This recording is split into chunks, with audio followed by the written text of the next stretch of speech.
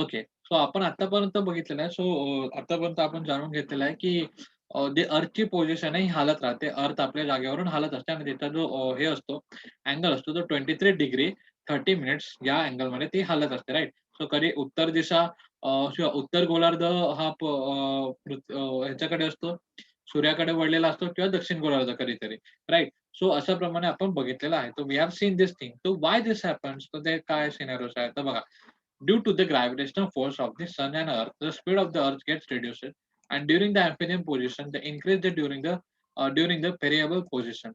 As the difference of the distance of the earth in both the position are not very great, it does not have any effect of this season. So बघा, it does not म्हणजे एवढा काही इथं फरक न पडल्या कारणाने बघा इथं फक्त 140 म्हणजे इथं आपण बघितलं ना, जर कॅल्क्युलेशन केलं तर फक्त 5 मिलियन किलोमीटर पर्यंतचा फरक जाणवला असतो. तर एवढा काही त्याचा इफेक्ट पृथ्वीवरती पडतो, तर असं काही नाहीये. राइट. सो पुढे आपण बघूया next we have as the earth revolves around the sun, the equator receives the perpendicular rays on the 2 days in the year. The condition occurs on 21st March and the 23rd September. On this, the both poles at the same distance from the sun, and it is called the we can say the equinox or we can say equinox. तर equinox ही जी position आहे बघा, आपण काल sorry आपण मागच्या सेशनमध्ये 3 position बघितले होते. जेव्हा फर्स्ट वाले जे असते ते एकदम राइट अँगल ट्रायंगलमध्ये असते आणि जेव्हा एक पोझिशन असते जेव्हा उत्तर गोलार्ध समोर आलेला असतो आणि जेव्हा थर्ड पोझिशन बोलतो ज्याच्यामध्ये साउथर्न जो गोल असतो तो पुढे आलेला असतो. तर बघा, तर बेसिकली अर्थ ही जेव्हा एकदम स्ट्रेट, एकदम सरळ केव्हा असते? तो 21st March end 23rd September. तो 21st मार्च आणि 23rd सप्टेंबर. तर हे दिवस बघा, 21st मार्च आणि 23rd सप्टेंबर हे असे दिवस असतात, की जेव्हा अर्थी बरोबर सरळ असते, की जेव्हा अर्थी बरोबर सरळ असते आणि इक्वेटरवर तिचे जे सनराईज असतात, ते डायरेक्टली पडत असतात. डायरेक्टली परपेंडिक्युलरनी ते पडत असतात. So this is the thing. आणि त्याच पोझिशनला आपण काय म्हटलेलं आहे, तर इक्विनॉक्स असं आपण म्हटलेलं आहे. त्याला त्याच पोझिशनला आपण काय म्हटलेलं आहे, संपाद स्थिती असं म्हटलेलं आहे. मराठीमध्ये आपण काय म्हटलं संपाद स्थिती. म्हणजे बघा, आपण बघितलेलं होतं मागील सेशनमध्ये आपण बघितलेलं होतं, की अशी फर्स्ट पोझिशन असते, की उत्तर गोलार्ध समोर असतो, सेकंड पोझिशनमध्ये दक्षिण गोलार्ध असतो. परंतु थर्ड पोझिशनमध्ये अर्थ ही सरळ असते. म्हणजे जेवढा लांब उत्तर ध्रुव असतो, तेवढाच लांब दक्षिण ध्रुव सुद्धा असतो. म्हणजे ते प्रॉपर परपेंडिक्युलरली ती असते. प्रॉपर परपेंडिक्युलर असते. त्याचा जो अँगल वगैरे असतो, म्हणजे काय आपण बोलतो, जो 23 डिग्री आणि 30 मिनिटचा जो अँगल आपण बघितलेला आहे, तो संपलेला असतो. तो पुन्हा आपला मूळ स्थितीवर आलेले असतो. आणि मूळ स्थितीवर आल्यानंतर जेव्हा जी परिस्थिती निर्माण होते किंवा जेव्हा ती स्थिती निर्माण होते, तिला आपण संपात स्थिती म्हणजे त्याला आपण इंग्लिशमध्ये इक्विनॉक्स असं म्हटलेलं आहे. तर ह्याच्यामध्ये काय होतं, तर बघा, the illuminated and the dark portion of all the parallel included the equator as shown in the figure this thing, and the circle of the illumination divided in the parallels of the north pole and the south pole equally. Everywhere on the earth, night time and daytime are the equal duration, and the night time and huh, daytimes are in equal duration. This condition is called the equinox. On equinox, the sun rays are the perpendicular to the equator, and this condition, the circle of illumination or illumination coincides with the great circle defined by the two opposite meridian. In the northern hemisphere, the the spring prevails from 22nd March to 21st June, while that is autumn prevails from 23rd September to 22nd December. The southern hemisphere has the opposite season during this period. During this period म्हणजे बघा, यांनी काय सांगितलेलं तर आपण generally बघितलेलं होतं, की मागील सेशनमध्ये, की अर्थच्या त्या रिव्हॉल्वेशनमुळे म्हणजे त्या पोझिशन हलल्या कारणामुळे जेव्हा नॉर्थर्न साइडला वेगळा सीझन असतो, तेव्हा साऊथर्न साइडला वेगळा सीझन असतो आणि जेव्हा साऊथर्न साइडला वेगळा सीझन असतो, म्हणजे बेसिकली या दोघांच हाल्फ सर्कलमध्ये म्हणजे दोघे म्हणजे नॉर्थच्या हाल्फ सर्कलमध्ये, साऊथच्या हाल्फ सर्कलमध्ये वेगवेगळे सीझन आपण बघितलेलं असतं. वेगवेगळे सीझन आपण बघितलेले आहेत. तर यांनी काय सांगितलं, जेव्हा ही जी आपण सपाट स्थिती संपात स्थिती म्हणजे इक्विनॉक्स डेज आपण जेव्हा म्हणतो, त्या इक्विनॉक्स डेजच्या वेळेस काय-काय होत असतं, त्या परपेंडिक्युलरली जे काही रेज आहेत म्हणजे परपेंडिक्युलरली जे काही सूर्य रेज आहे, ते वृषभवृत्तावर म्हणजे इक्वेटरवर पडत असतात, राइट? आणि संपूर्ण पृथ्वीचा हा जो संपूर्ण जे हे असतो, त्याच्यात समान दिवस आणि समान रात्र असते. त्या दिवशी म्हणजे कोणते दिवस? ते 2 दिवस असतात. 21 मार्च आणि 23 सप्टेंबर.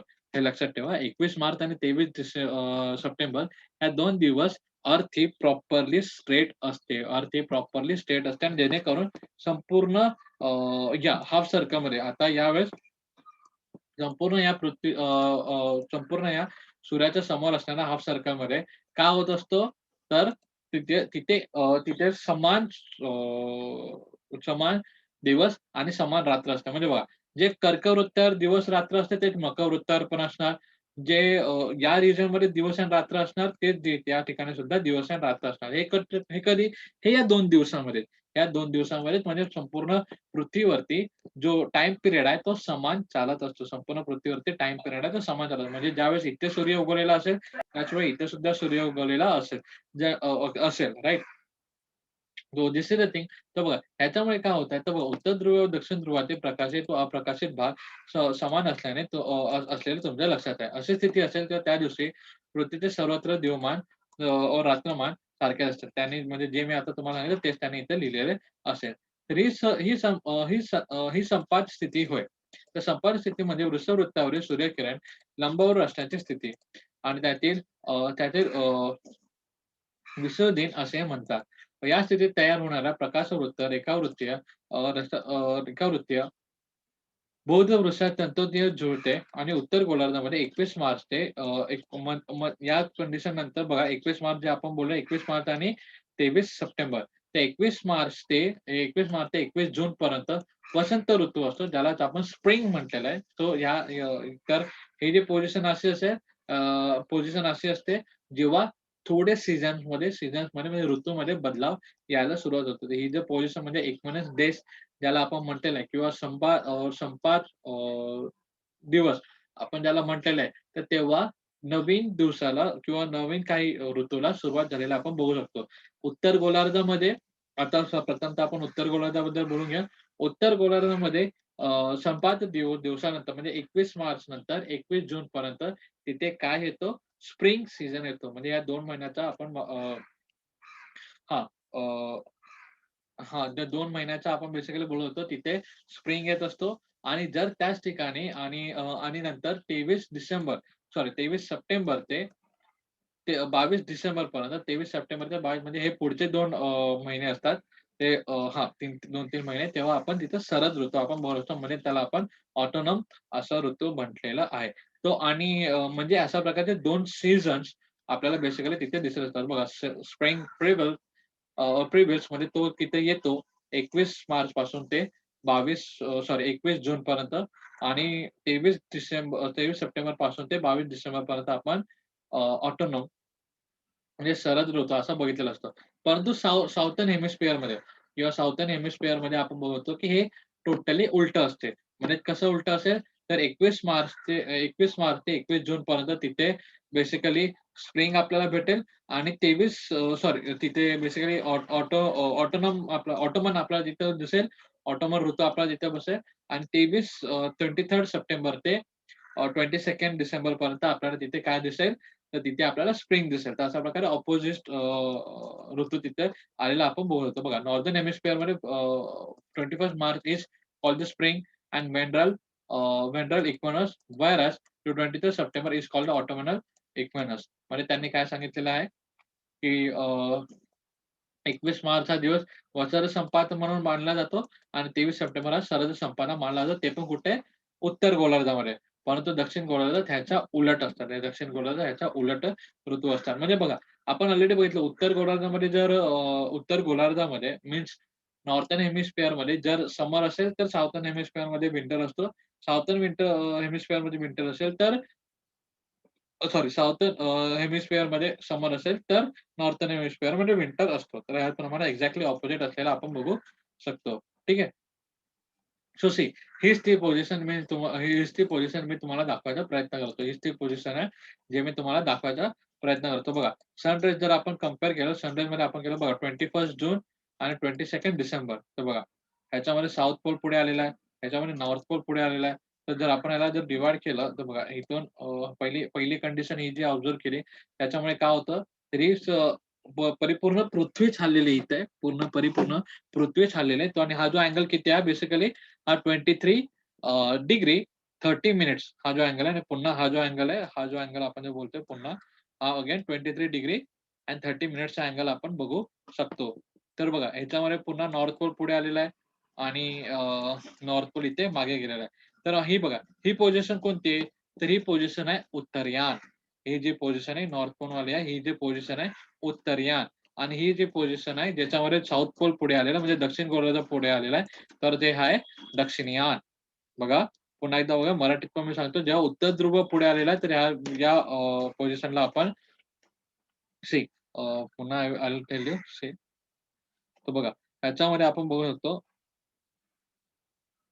हां, सी ह्याच्यामध्ये आपण बोलतो की नॉर्थ पोल हा समोर आलेला आहे, तर ह्यालाच आपण काय बोलू शकतो, ह्यांना आपण उत्तरयान. नॉर्थ पोल म्हणजे काय? उत्तर गोलार्ध, म्हणून या पोझिशनला आपण उत्तरयान असं म्हणू शकतो. इथं दक्षिण गोलार्ध पुढे आला म्हणून याला दक्षिणयान असं म्हणू शकतो. ठीक आहे. So this is the thing. So this is the thing. This is all about the thing. आपण बघितलेलं आहे की कशाप्रमाणे ऋतू निर्मिती होत असतात. आता पुढे आपण बघूया. पुढे काही भौगोलिक स्पष्टीकरण आपण त्याच्यामध्ये बघूया. तर पृथ्वीचे कोणतेही एक ध्रुव जेव्हा सूर्याकडे जास्तीत जास्त केलेलं असते, त्या ध्रुवाचे गोलार्ध हे बघा 23 23 डिग्री 23 डिग्री 23 डिग्री आणि 30 मिनिटं या अक्षवृत्तीच्या सूर्यकिरणाचे लंबवून पडतात. नंतर या वृषवृत्तानंतर 21 मार्च व 23 सप्टेंबर या संपात दिन सूर्यकिरण लंबवर्तुळ पडतात. त्यानंतर त्यानंतर वृषववृत्त ते कर्कवृत्त किंवा वृषववृत्त ते मकरवृत्त या दरम्यान अक्षवृत्तातील सूर्यकिरणे लंबवरुळ पडत असतात. पडत जाण्याची क्रिया सुरू राहते. फक्त 21 जून व 22 डिसेंबर या तारखेमध्ये अनुक्रमाने कर्कवृत्तातील व मकरवृत्तातील सूर्यकिरण लंबवर्तुळात पडत असतात व या दिवसाचे अनय दिन असे म्हणतात. सो व्हॉट हॅपन, तर बघा ह्याच्यामुळे जेव्हा आपण whenever we just look at this position, means if we are looking at this northern pole, it's turning towards the sun और the southern pole is turning towards म्हणजे त्याला मी आता डायरेक्टली उत्तरयान आणि दक्षिणयान असं म्हणणार आहे. तर जेव्हा पण whenever the earth is in Uttarayan position, at that moment at that moment आपण बोलत होतो. हां, तर हा जो अँगल आहे तो 23 डिग्रीमध्ये बेंड झालेला आपण बघू शकतो. तर दिस दे हॅव सेड. तर बघा, तर यावेळेस काय होतं, तर जेव्हा पण अशा प्रकारची सिच्युएशन येते, तेव्हा बघा, की 22 मार्च ते 23 सप्टेंबरमध्ये त्याला आपण which days are called the equinoxes and after the 22 March the other parallel between the equators and the tropical of Cancer in the northern hemisphere start receiving the perpendicular rays sequentially. Only on the 22nd June, 21st June, 22nd December, the sunrise became the perpendicular on the tropical of Cancer and tropical of Capricorn, respectively. These 2 days is called the solstice, or we can say the solstice. And this will called as the solstice. म्हणजे ion दिन असं म्हणतात येतं. Okay. पुढे आपण बघूया. कर्कवृत्तापासून उत्तर ध्रुवापर्यंत किंवा मकर वृत्तापासून दक्षिण ध्रुवापर्यंत सूर्यकिरणे just give a moment. Yes. Solar rise आपण त्याला म्हणतो. Sunrise are the never perpendicular on any of the parallel between the tropical of Cancer and the northern pole. Between the tropical of Capricorn and the southern pole, 21st June is the longest day and it's make the shortest night in the northern hemisphere. Similarly, the 22nd December remarked as the longest day and the shortest nights in the southern hemisphere. The 22nd December in the shortest day is the shortest day in the northern hemisphere. तर बघा, यांनी आपल्याला जर आपण read केलं, तर read केल्यानंतर आपल्याला कळतं की sunrise are the never perpendicular on the parallel between the tropical of Cancer and the northern pole and between the tropical of कॅप्रिकॉन.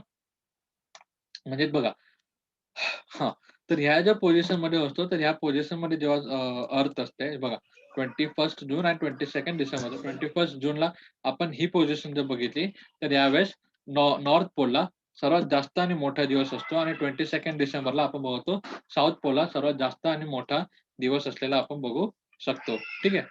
So here is the thing that is the same discussion they have saying in the region of the Arctic Circle, in the region of the Arctic Circle to the North Pole, North Pole, the sun remains visible for the 24 hours or longer. At the North Pole, the sun is visible in the sky for the 22nd March and 23rd September, that is for 6 months.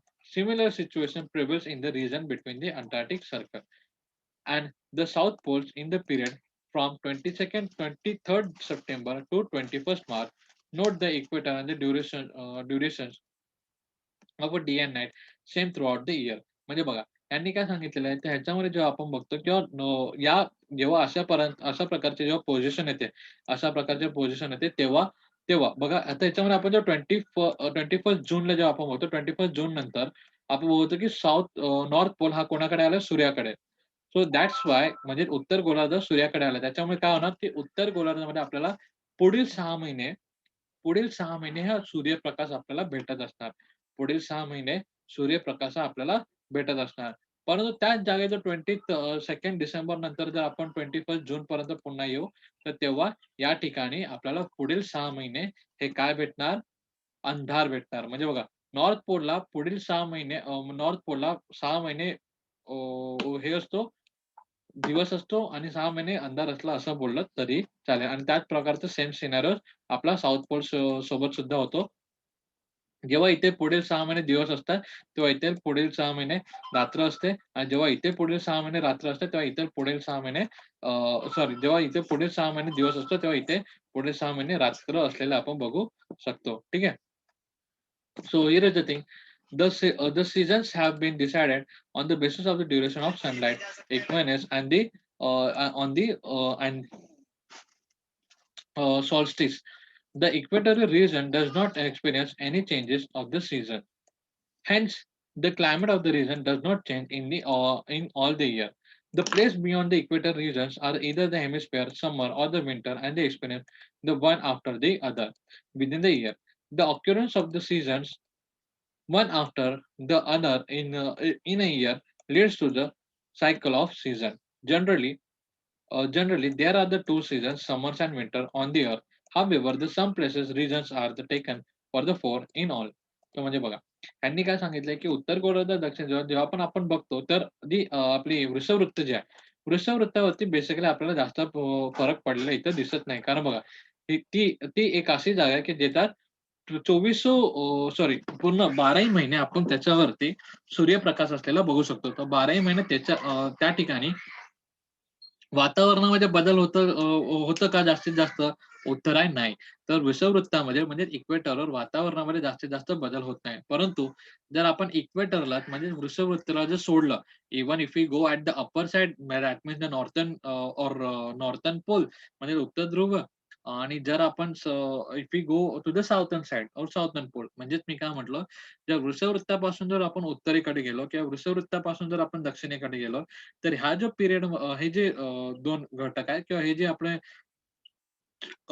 गोलार्ध आहेत, त्या गोलार्धामध्ये त्या गोलार्धामध्ये नक्कीच म्हणजे फरक पडत असतो. म्हणजे पृथ्वीच्या अशा प्रकारच्या फिरण्यामुळे तिथे नक्कीच फरक पडतो आणि तिथे वातावरणामध्ये बदल होत असतात आणि त्याच वातावरणाच्या बदलला आपण बेसिकली ऋतू असं म्हटलेलं आहे. त्याच वातावरणाच्या बदलला आपण बेसिकली ऋतू असं म्हटलेलं आहे आणि हे जे ऋतू आहे, हे कसे बघा एक एक ऋतू आले तर तेच कंटिन्यू राहतं असं नाहीये. ते एकामागून एक येतच राहतात. ते एकामागून एक हे येतच राहतं. त्यालाच आपण ऋतुचक्र असं म्हटलेलं आहे. त्यालाच आपण ऋतुचक्र असं म्हटलेलं आहे. आणि जनरली जसं मी तुम्हाला बोललो होतो, जनरली आपल्या पृथ्वीवरती 2च ऋतू आहेत. जे आहे उन्हाळा आणि पावसाळा. परंतु काही-काही ठिकाणी 4 ऋतू सुद्धा मानलेले जातात. So what I said see I said the equator it's belongs to the same place आणि इक्वेटर हा आपला एकाच जागी किंवा त्याच्यावरती the sun rays are continuously on or the continuously visible or received by the equator. म्हणजे मी काय म्हटलं, की वृषवृत्त हा नेहमी सूर्यप्रकाश घेतच राहतो, right? So because of this we can't find the major changes in the season at the equator. म्हणजे जास्तीत जास्त तिथं ऋतूमध्ये बदल होतो. अशा प्रकारे काही वृत्तवृत्तावरती आपण बघू शकत नाही. But if we go at the upside means at the north pole and if we go the down side म्हणजे means at the south pole, then we can find the changes in the weather. Then we can find the changes in the weather आणि त्याच changes in the वेदरला आपण काय म्हटलेलं आहे, त्याच changes in the वेदरला आपण the season असं म्हटलेलं आहे. So that we called as the season. And how this season occurs, by the season occurs within the year and one after another. म्हणजे एका पाठोपाठ एक ते आलेले आपण बघू शकतो. And that's the reason and that's the only reason at this for this thing we called as the cycle of the season आणि त्यालाच आपण सायकल ऑफ द सीझन असं म्हटलेलं आहे. The changes in the atmosphere, the wear in the or the vapor in the air, and the wind and the precipitation also influence the season. Continuous occurrence of the rain in a specific period give the additional season beside the summer and winter. म्हणजे बघा, त्यांनी काय सांगितलं की म्हणजे what they have sed की बघा, हवेतील बाष्पपणा किंवा हिम म्हणजे बर्फ वगैरे, हवेतील बाष्पपणा, तर ह्यांच्यामुळे पण काही ना काही थोडा तरी फरक हा पडत राहतो. तर बघा, त्याच कारणामुळे आपण बघतो की आपल्या भारतामध्ये बघा किंवा पूर्ण जगामध्ये पण आपण जर बोललं तर बघा, एखादा पिरियड असा असतो किंवा एखादे काही महिने असे असतात, जेव्हा पाऊस हा पडत असतो. तर बेसिकली आपण जर बघायला गेलं, तर आपण कॅल्क्युलेटिव्हली केलं, तर आपला उन्हाळ्यामध्ये आपल्याकडे पाऊस पडणार आपण बघूया. म्हणजे उन्हाळा जेव्हा संपत आलेला असतो बघा, जर 6-6 महिने जर आपण वाटले, बघा 6-6 महिने वाटले, तर बघा फेब्रुवारीमध्ये जर आपला उन्हाळा चालू होतो. फेब्रुवारी, मार्च, एप्रिल, मे, जून, जुलै. बघा फेब्रुवारी, मार्च, एप्रिल, मे, जून, जुलै. जूनला आपल्याकडे बेसिकली पावसाळा हा चालू होऊन जातो, राइट? आणि त्याच्यानंतर पुन्हा जून, जुलै, नंतर सप्टेंबर, ऑक्टोबर, नोव्हेंबर, डिसेंबर, जानेवारी, फेब्रुवारी. तर बघा, जर आपण हे केलं, डिव्हायडेशन केलं, तर आपण बघतो की फेब्रुवारीपासून जुलैपर्यंत जे काही अ, जे काही उन्हाळ्याचा पिरियड म्हणजे बघा, पृथ्वीच्या दृष्टीने भले तो उन्हाळा पिरियड असेल, परंतु आपल्याकडे तो उन्हाळा आणि पावसाळा हा सुद्धा सीझन आपल्याकडे आहे. परंतु त्याचप्रमाणे जर आपण पुढचे जर 6 महिने पकडले, तर पृथ्वीवरती भले तो विंटर असेल, परंतु आपल्याकडे तेव्हाही पाऊस पडतो.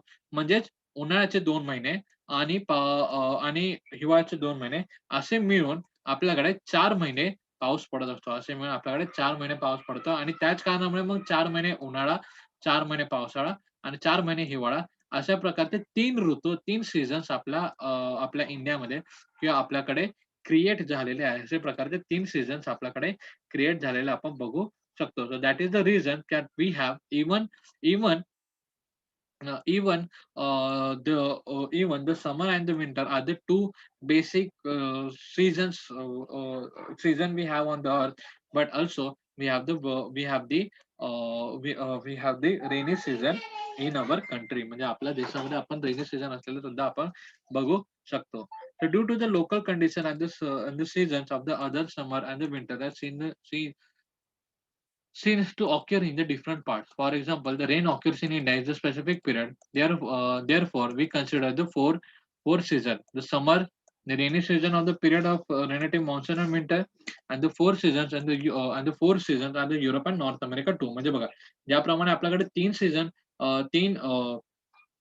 सीझन बघितले जाते, त्याचप्रमाणे आपण बघू शकतो, की युरोप आणि नॉर्थ अमेरिकामध्ये बेसिकली 4 सीझन्स पाडले जातात. 4 सीझन्स तिथे पाडले जातात. तर पहिला कोणता समर, देन वी हॅव द ऑटोनम, त्याच्यानंतर आम्ही विंटर, नंतर आपल्याकडे स्प्रिंग. तर हे जे 4 सीझन आहे त्यांच्याकडे पाडले जातात. मीन्स कोणते? उन्हाळा, शरद ऋतू, हिवाळा आणि वसंत ऋतू. तर हे 4 सीझन तिथे असलेले आपण बघू शकतो. ठीक आहे. आता हां. So this is the thing. आता बघा आपण the cycle of the seasons and the living world. म्हणजे अशा प्रकारचा जो सायकल आतापर्यंत आपण बघितलेले होते, की अशा प्रकारे आपण म्हणतो उन्हाळा, पावसाळा, हिवाळा हे आपल्या भारतामध्ये पाळले जातात. म्हणजे भारतामध्ये बेसिकली मुख्य जे ऋतू आहेत ते आपण बघतो. जर कोणालाही ऋतू विचारलं तर आपल्याला हे 3च नाव प्रथमतः येतात. परंतु जर युरोप आणि युरोप आणि उत्तर अमेरिका म्हणजे नॉर्दर्न अमेरिका आणि युरोपियन कंट्रीजकडे जर आपण बघितलं तर आपल्याकडे 4 सीझन म्हणजे त्यांच्याकडे 4 सीझन असलेलं आपण बघतो. That is winter, right? तर then we have the autumn, then we have the summer and again spring. तर म्हणजे हे 4 म्हणजे काय उन्हाळा, शरद ऋतू, पावसाळा सॉरी हिवाळा आणि वसंत ऋतू. तर हे 4 सीझन किंवा हे जे 3 सीझन हे कशाप्रमाणे येतात आणि कोणाच्या मागे काय येतात, तर ते आपण आता सायकल आता बघणार आहोत. म्हणजे तो कोणता म्हणजे क्रम आता आपल्याकडे तर बेसिकली हाच आहे, की उन्हाळा नंतर पावसाळा येतो, पावसाळ्यानंतर हिवाळा येतो, हिवाळा झाल्यावरती पुन्हा उन्हाळा येतो, हिवाळा झाल्यावरती पुन्हा उन्हाळा येतो. म्हणजे ह्याच्यामुळे ह्यालाच आपण what we can say to this ह्यालाच आपण काय बोलतो एक cycle, cycle of the season आपण बोलतो आणि ते वर्षानुवर्ष आपल्याकडे चालत आलेला आहे. भलेही आपला जो पावसाळा आहे, तो जूनच्या जागी सप्टेंबरमध्ये किंवा किंवा जुलैला चालू होत असेल, बट स्टिल हे जे एकामागून एक ते चालत आलेलं आपण बघू शकतो. The cycle of the season तर तेच आपण the cycle of the season कसे-कसे आहेत ते आपण बघूया आणि लिव्हिंग वर्ल्डवर त्याचा काय परिणाम पडतो ते सुद्धा आपण बघणार आहोत. If the cycle of the earth axis were not tilted, the same climate conditions would have the prevailed throughout the year. म्हणजे जर अशाप्रमाणे जर अर्थ टिल्ट झाली नसती, अशा प्रकारे जर ही जी आपण पोझिशन बघतोय बघा, अशा प्रकारे जर पृथ्वी टिल्ट झाली नसते किंवा हलली नसती, तर आपल्या संपूर्ण ग्रहावरती अशा प्रकारचे जे ऋतू आहे, हे निर्माण झालेच नसते. जर अशा प्रकारचे जर टिल्टेशन जर अशा प्रकारचे जर टिल्टेशन किंवा अशा प्रकारे आपली पृथ्वी ही हललीच नसती किंवा टिल्ट झालीच नसती, तर संपूर्ण पृथ्वीवरती आपल्या या ग्रहावरती ऋतू काही निर्माण झाले नसते. ठीक आहे. कारण या हलण्यामुळेच ऋतू निर्माण होत असतात आपण असं बघू शकतो. The season would not have been occurred and one and the same type of the climate continuous or conditions would have the prevailed on each of the different parallels. म्हणजे बघा, जर आपल्याला एक समानच म्हणजे जर सगळीकडे मग उन्हाळ्यात दिसेल का सगळीकडे पावसाळ्यात दिसेल का सगळीकडे हिवाळ्यात दिसेल म्हणजे हिवाळ्याचे चान्सेस तर कमीच असणार परंतु उन्हाळ्यात आपल्याला जास्तीत जास्त दिसेल किंवा नॉर्मल आपला ऋतू कमी जास्त असलेला आपण दिसू शकतो. पण आपल्याला प्रॉपर हिवाळा अशा प्रकारचं काही आपल्याला दिसत नाही. It is the tilt of the axis that leads the occurrence of the season, the changes and the diversity on the earth. The living worlds on the earth is affected by the cycles of the season. For example, in the regions between the 66 degree to 30 minutes and the 90 in the both hemisphere, even the mild sunlight available the part of the year gives the rise of the flora and fauna. In the Antarctic region and the southmost part of the earth, the birds like the penguin, fish like the seals, and the animals like the walrus are found. The polar regions of the northern hemisphere, animals like the reindeer, polar bear, or Arctic foxes, etc. are found. तर बघा, त्याच्यामुळे काय होतं, तर ह्याच्यामुळे आपण पुन्हा एकदा बघा, तर बघा ही जी सिच्युएशन अशी जी सिच्युएशन हालत आहे, म्हणजे अशा प्रकारे जो पृथ्वी हालत आहे, त्याची हालचाल होते. याच्या हालचालीमुळे काय होत आहे बघा, उत्तर ध्रुवामध्ये जर आपण बघितलं, की आपल्याला सगळ्यांना माहिती आहे तिथं बर्फ असतो, तिथं बर्फ असतो. परंतु तिच्या अशा हलण्यामुळे तिथला बर्फ हा थोडा वितळण्यामध्ये मदत होतो. ओके, नैसर्गिकरित्या. तिथला बर्फ हा नैसर्गिकरित्या वितळण्यामध्ये मदत होतो आणि तिथं नवीन झाडे, नवीन पशु, नवीन जीव किंवा नवीन झाडे तिथे निर्माण होतात. का बघा, बर्फावरती कोणतं झाड उगवू शकतो का? Answer is no. बर्फावरती कोण राहू शकतो का जास्त काळ? Answer is no. तर हां, जेव्हा अशी सिच्युएशनमध्ये येतं म्हणजे उत्तरार्धामध्ये उत्तरार्धामध्ये जेव्हा पृथ्वी असते, तेव्हा त्या सिच्युएशनमध्ये उत्तर ध्रुव म्हणजेच नॉर्थर्न पोलचा जो आईस आहे तो मेल्ट व्हायला स्टार्ट करतो आणि तिथं नवीन फ्लोरा अँड फौना म्हणजे नवीन तिथे अ, झाडं-झुडपे आणि प्लस अ, नवीन प्राणी आपल्याला तिथे दिसायला चालू होत जातात, राइट? आणि ते सेम सिच्युएशन दक्षिण ध्रुवामध्ये सुद्धा आहे आणि याच कारणामुळे तिथल्या जागेला एक जनजीवन तिथे पुन्हा ॲक्टिव्ह होऊन जाते. तर या सिच्युएशनमुळे या गोष्टीमुळे तिथलं जे जनजीवन आहे, हे पुन्हा ॲक्टिव्ह होऊन जातं. म्हणजे तिथे झाडे-झुडपे, प्राणी, पक्षी हे तिथं वा वा राहायला लागतात. म्हणजे तिथे ते काही काळासाठी का होईना, परंतु तिथं जनजीवन आपल्याला दिसते. काही कारणास्तव का होईना तिथं जनजीवन म्हणजे इथं बायोडायव्हर्सिटी आपल्याला बेसिकली तिथे फाइंड आउट होते. आणि त्याच्यातले काही असतात, तर त्याच्यातले काही आपण बघूया. तर ज्याप्रमाणे उत्तर गोलार्धामध्ये त्याचप्रमाणे दक्षिण गोलार्धामध्ये पण होतात. भले ते भले बघा, भले ते अपोझिट असतात. म्हणजे जेव्हा उत्तर गोलार्ध असतं तेव्हा दक्षिण गोलार्ध पूर्ण कोल्डमध्ये असतो. परंतु उत्तर गोलार्धामध्ये समर असतो. समरच आपण त्याला बोलूया. परंतु जेव्हा उत्तर गोलार्ध हा विंटरमध्ये असतो किंवा कोल्डमध्ये असतो, तेव्हा दक्षिण गोलार्धामध्ये तेव्हा समर असल्या कारणाने बायोडायव्हर्सिटी आपण बघू शकतो. तर बघा, दक्षिणेच्या अंटार्क्टिक प्रदेशामध्ये मग नंतर दक्षिणेमध्ये आपल्याला पेंग्विन, पेंग्विन पक्षी, वॉलरस, सील इत्यादी सजीव प्राणी तिथे बघायला भेटतात. म्हणजे या सीझनमध्ये उन्हाच्या सीझनमध्ये आपल्याला तिथे बघायला भेटतात. आणि उत्तर ध्रुवीयमध्ये रेनडिअर, नंतर पोलार बिअर्स म्हणजे ध्रुवीय अस्वले, ध्रुवीय कोल्हे, फॉक्सेस अशा प्रकारे आपल्याला सजीव तिथे दिसू लागतात. म्हणजे बघा, तर किती इम्पोर्टंट आहे हे जे रोटेशन आहे किंवा हे जे टिल्टेशन आपण बोलूया म्हणजे हे जे पृथ्वीच्या पृथ्वीच्या स्थिती वर्षभर जी समान नसते आणि ती जी हालत असते म्हणजे ती जी पृथ्वी हालत असल्या कारणामुळे बघा कितीतरी मोठे चेंजेस आपल्या पृथ्वीवरती होत असतात की जेणेकरून जनजीवन हे उदयास येतं. म्हणजे हे नवीन creation we can say that नवीन new creation every time new creation new thing will get to know about the earth because of this because of the behaviour of the earth. म्हणजे भलेही तो पृथ्वीचा स्वभाव आहे आणि पृथ्वीच्या स्वभावामुळे असं काही गोष्टी होतात. परंतु त्याच फायद्यामुळे आपल्याकडे ज्या ठिकाणी कोणी राहू शकत नाही, त्या ठिकाणी म्हणजे बर्फाळ प्रदेशामध्ये कोणताही प्राणी सजीव आपल्याला भेटू शकतो का? No. But because of this behaviour of the earth म्हणजे या पृथ्वीच्या अशा स्वभावामुळे आपल्याला ते नक्की दिसू शकतात. तर बघा, the people living in the regions to have the adapted natural conditions prevailing in that region. Our adaptation to the climate condition is possible only up the certain limit. That is why the organism prefer the certain habitat. During the extreme cold, the climate conditions we can when the flood supply became the scarce, a number of the birds and animals migrate temporarily, and trees bear fruits and trees bears fruits in perpendicular or particular season. Therefore, the agriculture seasons also dependent on the local climate condition. In the polar area, the snow line shifts north and south according to the season, and they affect migration of the birds and animal. म्हणजे बघा, ह्यांच्यामुळे काय होतं तर या सीझनमुळे तर पृथ्वीचा असा हालण्या कारणामुळे आपल्या पृथ्वीवरती किंवा तिथल्या म्हणजे जमिनीवरती म्हणजे आपल्या इथे वातावरणाची निर्मिती होते आणि वातावरणाची निर्मिती झाल्या कारणामुळे ऋतूंची निर्मिती होते. तर ऋतूंच्या निर्मितीमुळे काय होतं तर बघा, सर्वप्रथम अन्नधान्याची उपलब्धता होते.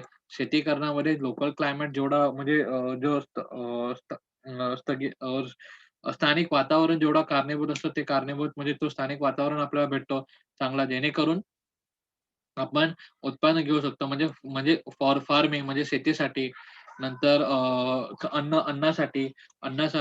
अन्नासाठी बेसिकली या अशा अशा ऋतूंचा आपल्याला उपयोग होत असतो. आणि थर्ड थर्ड गोष्ट आपण बोललो, की याच ऋतूमुळे मायग्रेशन सुद्धा होतं. याच बिहेवियरमुळे मायग्रेशन सुद्धा होतं. मायग्रेशन म्हणजे कसं होतं, तर बघा, आता बघा उत्तर ध्रुवामध्ये जे काही बर्ड्स वगैरे असतात किंवा उत्तर ध्रुवामध्ये जे काही प्राणीज वगैरे असतील, म्हणजे फॉर जस्ट एक्झाम्पल मी तुम्हाला देतोय. तर ध्रुवामध्ये आता इथे समर आहे बघा. समर असल्या कारणाने इथं जे खाण्याची जी अवेलेबिलिटी आहे, ती बऱ्यापैकी आहे. तर इथले प्राणी हे इथे राहणार. बट जेव्हा ती या स्थितीमध्ये जाणार, जेव्हा ती अंधारामध्ये जाणार, तेव्हा इथं काय असणार बघा, आपल्याला माहिती आहे उत्तर ध्रुवामध्ये 6 महिने दिवस असतो आणि 6 महिने रात्र असते. सेम गोज फॉर दक्षिण ध्रुव. 6 महिने रात्र, 6 महिने दिवस. तर जेव्हा अशा प्रकारची स्थिती येते, तेव्हा हे काय करणार, तर हे दुसरी ठिकाणी म्हणजे समजा म्हणजे कर्कवृत्तामध्ये असेल, म्हणजे ट्रॉपिकल ऑफ कॅन्सर असेल किंवा किंवा इक्वेटर असेल, या ठिकाणी ते लोकं येऊन आपले फूड गेन करण्याचा प्रयत्न करणार. म्हणजे उत्तर ध्रुवामध्ये जेव्हा रात्र असेल 6 महिने रात्र असेल, तेव्हा ते कर्कवृत्तामध्ये ट्रॉपिकल ऑफ कॅन्सर आणि इक्वेटर त्या आजूबाजूला येऊन ते लोकं आपलं फूड गेन करण्याचा ते प्रयत्न करणार. बट सेम गोes फॉर द दक्षिण गोलार्ध आणि साउथ जो पोल आहे त्यांच्यासाठी पण सेम, की जेव्हा त्या ठिकाणी अंधार असतो, तेव्हा ते प्राणी कुठे जातात, ते शिफ्ट करतात, मायग्रेट करतात. काही काळासाठी का होईना परंतु ते आपली जागा सोडून, आपलं घर सोडून दुसऱ्या ठिकाणी राहायला जातात अन्नाच्या शोधामध्ये. दुसऱ्या ठिकाणी राहायला जातात अन्नाच्या शोधामध्ये. आणि ते मायग्रेट बर्ड्स आपण नेहमी बघतो, की एकदम ते मायग्रेट बर्ड्स, मायग्रेट एनिमल्स म्हणजे ते थवाच्या थवा पूर्ण एका ठिकाणाहून दुसऱ्या ठिकाणी येतात. तिथं खातात वगैरे. तिथं ते बेसिकली प्रजनन वगैरे करून किंवा तिथं बेसिकली आपलं मुलाबाळांना जन्म देऊन ते पुन्हा आपली जी जुनी जागा होती तिथं ते पुन्हा जातात. तर अशा प्रकारचे सुद्धा सिनेरिओज आपण बघू शकतो. तर दिस इज द थिंग. ह्याचा जो पुढचा जो सिनेरिओज आहेत आपण पुढच्या जे गोष्टी आहेत ते पुढच्या सेशनमध्ये बघणार आहोत. आय होप हा लेसन तुम्हाला कळालं असेल. इन केस नो काही डाउट असेल तर यू गाईज कॅन आस्क तुम्ही विचारू शकता.